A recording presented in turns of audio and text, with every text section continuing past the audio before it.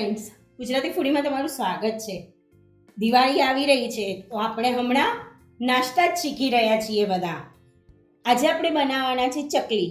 ચકલી તો આપણે ઘણા પ્રકારની બનાવતા હોઈએ છીએ, પણ આજે હું કંઈક અલગ બતાવું છું તમને, જે મારી મેથડની ચકલી છે. તો ચલો જોઈ લઈએ એના માટે આપણને શું જોઈશે.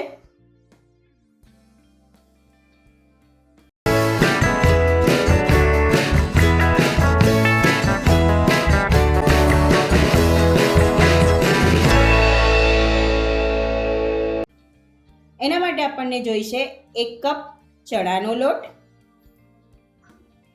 1 કપ ચોખાનો લોટ, 1 કપ ઘઉંનો લોટ, હિંગ લઈએ છે અડધી ચમચી, 1 ચમચી મોટી તલ લઈએ છે, અડધી ચમચી હળદર લઈએ છે, 1 ચમચી ધાણા જીરું લઈએ છે, મીઠું લઈએ છે સ્વાદ પ્રમાણે, કાશ્મીરી લાલ મરચું લઈએ છે 1 ચમચી, દહીં લઈએ છે 2 ચમચી. અહીંયા મેં થોડું ખટાશવાળું દહીં વાપર્યું છે, 2 ચમચી લઈએ છે. તેલ લઈએ છે મોણ માટે 2 ચમચી.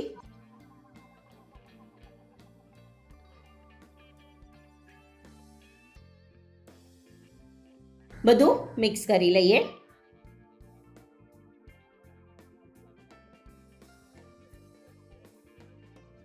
હવે આપણે પાણીથી મીડિયમ લોટ બાંધીએ છીએ. થોડું થોડું કરી અને પાણી લેવાનું છે અને લોટને બાંધી લેવાનો છે. લોટ સરસ બંધાઈ ગયો છે. લોટને હવે આપણે 10 મિનિટ માટે રેસ્ટ આપીએ છીએ.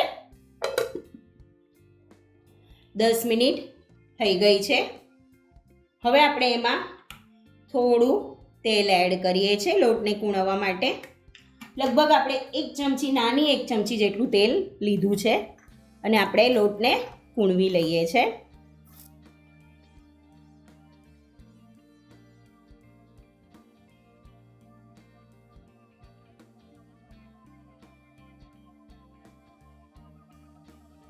જો લોટ સરસ કૂણવાઈ ગયો છે.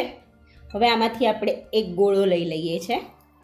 એને આવી રીતે, તમને બધાને આઈડિયા તો હશે જ, આવી રીતે ગોળો કરવાનો છે અને એ આપણે સંચામાં ભરવાનો છે. સંચામાં અંદર મેં ચકરીની જાળી નાખેલી છે.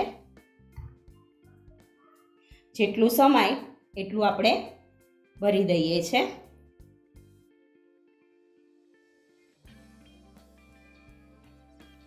આટલું ભરી લેવાનું છે. હવે આપણે એને બંધ કરી દઈએ. બરાબર. હવે આપણે ચકલી પાડીએ. હવે આપણે ચકલીને એક પ્લેટમાં પાડી લઈએ. અથવા તો તમે સીધી કઢાઈમાં પણ પાડી શકો છો.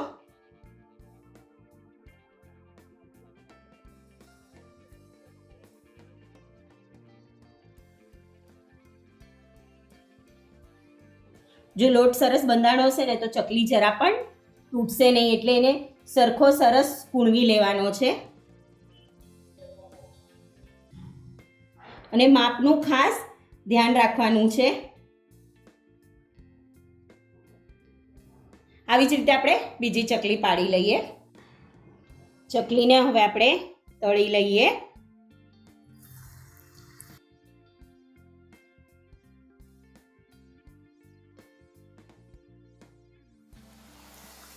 બંને સાઈડથી ક્રિસ્પી થાય એવી આપણે એને તળવાની છે.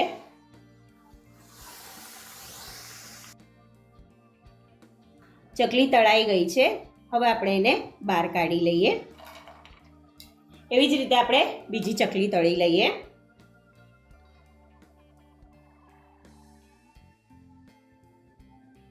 સરસ મજાની ચકલીને આપણે સર્વ કરીએ. છે ને કંઈક અલગ એવી અવાજ આવે છે? કડ કડ, જેને સરસ મજાની કડક ભાવતી હોય એના માટે તો મજા જ પડી જાય. જો હવે હું તમને તોડીને બતાવું. કેટલી સરસ ક્રિસ્પી અને સોફ્ટ બંને છે. તો મળીએ નવી રેસીપી સાથે. ત્યાં સુધી સ્વસ્થ રહો, મસ્ત રહો અને ખાતા રહો. અને હા, લાઈક, શેર અને સબસ્ક્રાઈબ કરતા રહેજો. Thank you so much.